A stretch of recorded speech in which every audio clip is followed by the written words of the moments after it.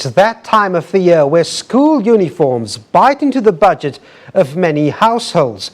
Parents are battling under tough economic conditions to get their children dressed for going back to school this year. Many say they simply cannot cope with the rising price of school attire. More and more are resorting to second-hand school uniforms to make ends meet. A last-minute scramble to get ready for school reopening next week. Parents here say they are happy that their children are getting an education, but they say the rising cost of living means that they have to make sacrifices to get their children to school. She's starting a new school, going to high school, so everything is new.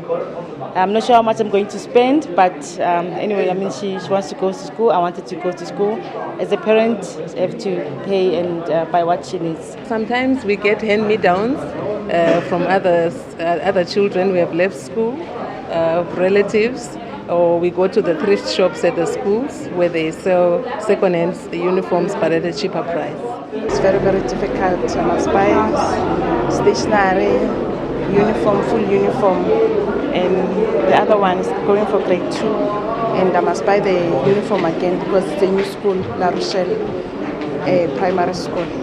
Yeah, so it's so hard to be a single mother. Sacrifice is important, and you want to give your kids the best, so you have to make a plan and save and sacrifice for them. Economic Outfitters south of Johannesburg says most parents started buying school uniforms in December, much earlier than usual.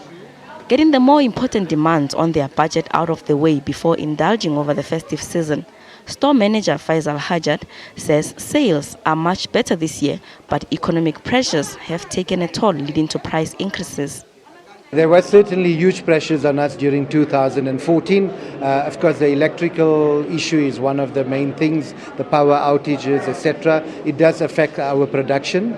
Yes, our cost of producing the stock has been higher due to incurring overtime production, weekend production. So that does affect our cost of sales.